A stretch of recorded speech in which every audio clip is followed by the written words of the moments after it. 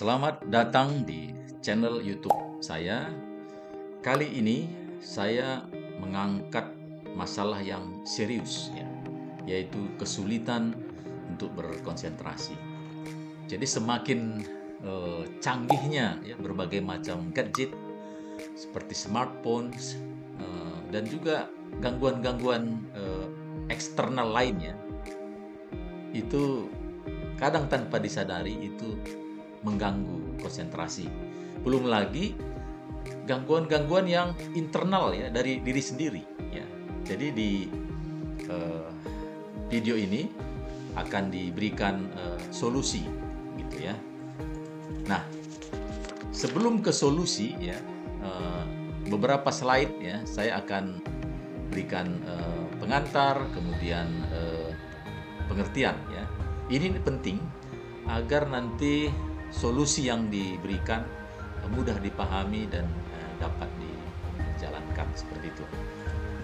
Jadi sekali lagi saudara sekalian, masalah kesulitan berkonsentrasi ini masalah serius ya. Saya katakan tadi gadget yang semakin menarik ya, smartphone, netbook ya, dan laptop jenis lainnya ya, macam-macam ya yang sangat menarik ya.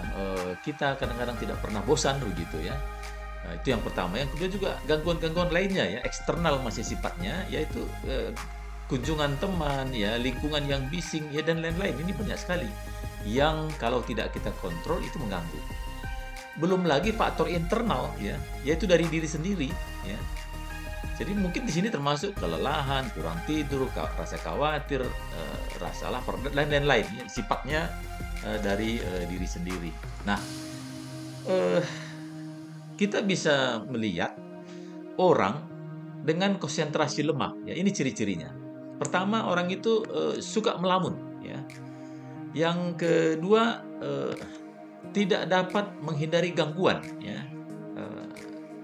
Dia sudah belajar, berusaha berkonsentrasi, tapi tidak bisa menghindari gangguan. Ini ciri-ciri orang yang masih lemah konsentrasinya. Nah, kurang termotivasi, ya. Sering menunda-nunda pelajaran atau tugas, ya. Atau sering disebut dengan prokrastinasi. Ya. Nah, juga tidak bisa menyelesaikan tugas, ya. Tidak bisa belajar dengan efektif, artinya mencapai tujuan belajar itu. Nah, akibatnya pada mahasiswa dan juga lulusan nantinya. Pada mahasiswa misalnya, proses belajarnya tidak efektif, ya, tidak mencapai tujuan. Akibatnya prestasinya kurang maksimal, kurang optimal. Bagi lulusan juga, jika dia tidak bisa menguasai dirinya untuk berkonsentrasi, nanti kalau dia masuk di dunia kerja tanpa kemampuan itu sulit ya. Bagaimana kita memberikan tugas yang penting ya? Bagaimana Anda bisa menerima tugas penting kalau atasan Anda tahu Anda nggak bisa konsen ya? Gampang terbelah atau gampang buyar konsentrasinya. Nah, jadi ini akibatnya serius ya. Saya kira ini pengantar. Nah, saya masuk ke pengertian. Ya. Apa sih konsentrasi itu? Ya, apa sih berkonsentrasi itu? Apa yang perlu kita lakukan untuk berkonsentrasi? Tapi yang penting dulu apa konsentrasi? Saya kira ini yang penting. Coba saya secara sederhananya menjelaskan bahwa berkonsentrasi adalah berpikir, ya. Berkonsentrasi adalah berpikir, ya. Jadi pada dasarnya sekali lagi berkonsentrasi berpikir, ya. Pada dasarnya itu. Nah, misalkan kita lihat contoh-contoh lah ya. Orang yang sedang berkonsentrasi, ya, artinya dia berpikir tentang satu hal, gitu ya. Nah, konsentrasinya penuh jika dia tidak memikirkan yang lain, ya. Dia hanya fokus ke objek konsentrasinya, ya. Misalkan, ya, mahasiswa ini sedang mendalami ya materi kuliah ekonomi, materi kuliah yang baru diikutinya, ya. Dia mau segera mendalami begitu. Kemudian dia tiba-tiba ingat masalah dengan temannya. Itu kan konsentrasinya buyar. Dia akan berpikir tidak tentang hanya masalah kuliah ekonomi tadi. Tidak berpikir satu hal tadi. Nah, demikian juga misalkan dia membaca buku hukum perdata, ya, misalkan menyiapkan kuliah hukum perdata. Tahu-tahu dia nggak bisa memikirkan bukunya itu karena gangguan rasa lapar, gitu kan, internal. Nah, ini konsentrasinya terbelah begitu ya, atau konsentrasinya buyar. Dia tidak berkonsentrasi lagi. Ini pengertian yang menurut saya ini hakikat apa berkonsentrasi itu. Nah, coba kita lihat orang yang sebaliknya ya. Bagaimana orang yang senang berkonsentrasi? Biasanya orang itu asik ya dengan apa yang dia lakukan ya. Kelihatan asik ya dengan apa yang dia lakukan. Sehingga dia tidak menyadari waktu berlalu. Tidak terlalu menyadari apa yang terjadi di sekelilingnya ya, karena dia fokus, dia berkonsentrasi. Jadi dengan berkonsentrasi tingkat perhatiannya tinggi ya terhadap pelajarannya misalkan. Dia lebih efisien belajar, lebih efisien artinya lebih cepat paham gitu ya. Dan juga cenderung lebih lama dia mengingat substansi pelajarannya. Nah, selanjutnya berapa lama dia berkonsentrasi ya? Apa faktornya dia bisa lama berkonsentrasi atau tidak? Nah, ini sebagian dari faktor itu adalah antusiasmenya ya, keseriusannya, ketertarikannya terhadap apa yang dia pelajari dan apa yang dilakukan ya. Keterampilan pada tugas itu ya, kemampuannya untuk mempelajari suatu hal ya, keterampilannya untuk melakukan suatu hal gitu ya. Ini menentukan ya lama atau tidak berkonsentrasi. Selanjutnya juga kondisi fisik dan emosi pada saat itu ya. Kalau dia prima kondisi fisiknya, emosinya bisa dia kendalikan, stabil, dia cenderung bisa lebih lama berkonsentrasi. Nah, juga situasi lingkungan pada saat itu ya, situasi eksternal. Saya kira ini pengertian ya. Nah, selanjutnya saya kira ya benar. Selanjutnya kita lihat solusi ya. Solusi. Nah, tadi udah saya singgung-singgung bahwa gangguan atau faktor yang mempengaruhi konsentrasi bisa internal, bisa eksternal. Nah, coba kita lihat masing-masing. Nah, yang pertama adalah untuk mengatasi atau mengontrol gangguan atau faktor internal. Nah, di sini ada 5 langkah ya. Ada 5 langkah nanti saya tunjukkan. Yang pertama, buatlah rencana atau rutinitas belajar ya. Jadi maksudnya sini rencanakan kegiatan belajar, buat sebagai sesuatu yang rutin ya. Ya, kata kuncinya di sini rencana dan rutinitas. Nah, rencana yang jelas itu mengurangi beban pikiran. Ya, contoh, Anda sedang mempelajari substansi kimia misalkan, mata pelajaran kimia, tapi di beban Anda ada PR biologi gitu kan. Nah, itu dengan rencana yang bagus, yang detail, itu tidak sampai terjadi ya bahwa Anda sedang mempelajari kimia, Anda tidak punya beban PR biologi karena sudah Anda rencanakan gitu, ada buat jadwalnya. Terus yang selanjutnya, usahakan belajar itu membuat semacam kegiatan rutinitas ya, karena rutinitas ini mengkondisikan otak kita untuk belajar. Ya, teratur, terkondisi, itu menunjang itu. Oke, itu yang pertama. Yang kedua, siapkan diri agar siap belajar.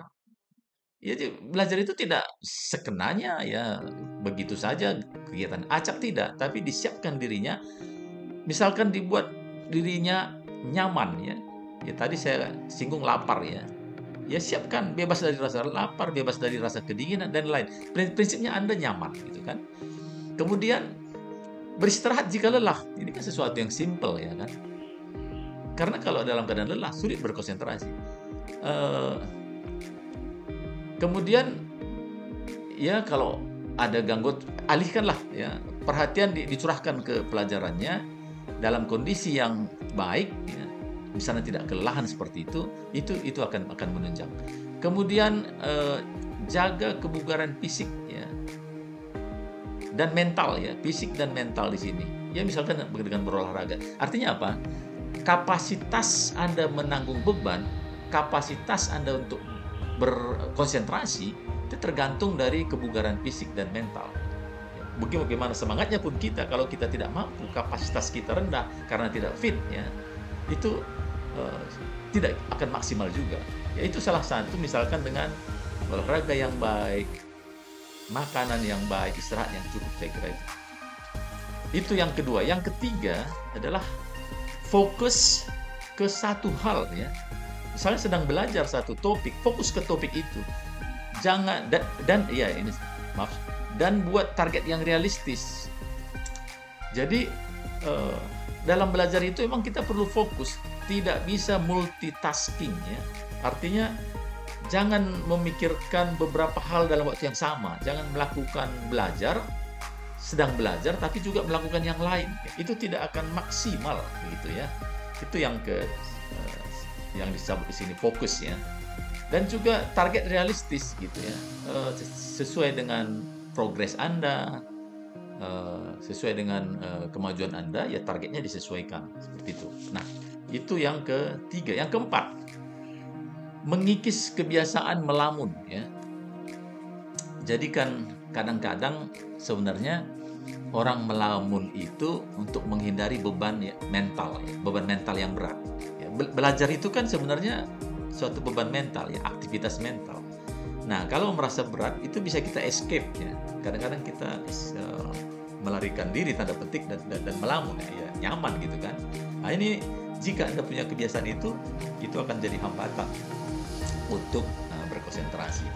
Nah, last but not least ya, selesaikan masalah jika ada masalah ya. Jadi kalau Anda punya masalah itu sudah terasa berat gitu ya, itu akan sulit berkonsentrasi jika ada masalah, dan karena masalah itu membebani pikiran ya kan. Nah, selesaikan dulu. Kadang-kadang nggak bisa selesai masalah itu, kadang-kadang karena ada faktor lain, ada faktor orang lain begitu ya. Prinsipnya nggak selesai. Nah, kalau nggak selesai, rencanakan aja, dengan sengaja menunda penyelesaiannya begitu ya. Ya, satu teknik yang sederhana, Anda perlu mengerjakan tugas ini, tugas rumah misalkan suatu pelajaran. Tapi Anda ada masalah gitu, nggak bisa selesai dengan masalah ya, dengan keluarga atau dengan orang lain atau masalah apa aja. Ya barangkali bisa ditulis dalam secarik kertas gitu ya, tulis di sini bahwa saya akan menyelesaikan masalah ini besok misalkan. Saya akan masalah dengan si Anu atau dengan orang tua atau dengan siapa besok. Nah, dengan menuliskan itu, simpan di tempat yang gampang Anda lihat. Itu kan sudah mengambil beban itu dari pikiran Anda sehingga Anda bisa fokus.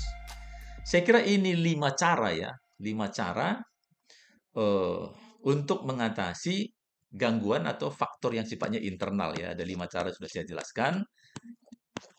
Saya yakin ini efektif ya, asal Anda mau menjalankan. Nah, baru kedua, mungkin juga kadang-kadang sebagian besar, tergantung situasi, bisa juga faktor dari luar diri sendiri ya, eksternal begitu. Nah, itu disarankan yang pertama, tentukan tempat belajar dan waktu belajar ya. Jadi usahakan ada tempat tanpa gangguan tentunya ya. Tanpa gangguan eksternal maksudnya. Nah, kemudian tentukan waktu yang terbaik untuk belajar ya. Biasanya orang punya waktu terbaik untuk belajar efektif. Ada yang suka belajar pagi, ada juga belajar yang senang belajar pada waktu malam gitu ya. Belajar mandiri maksudnya.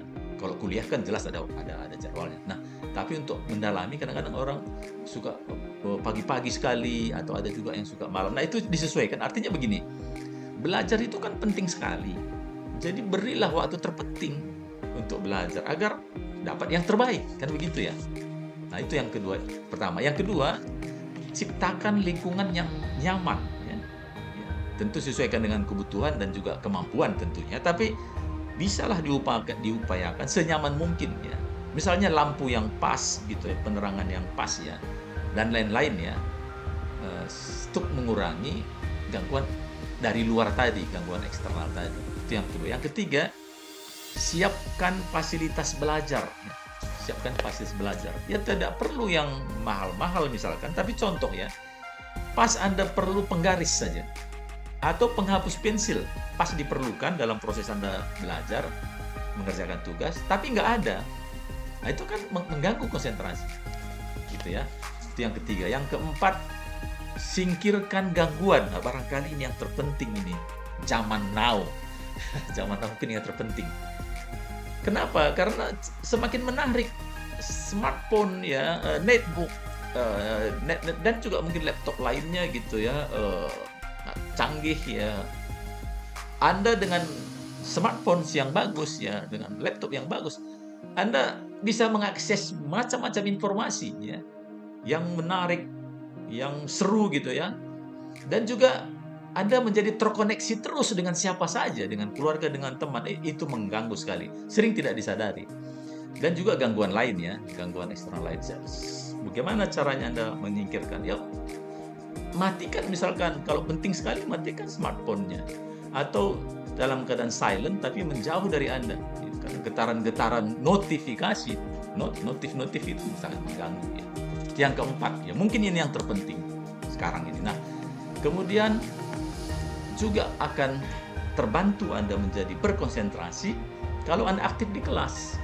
Ya, perhatikanlah dosennya saat dia mengajar. Ya, curahkan perhatian ya ke dosennya.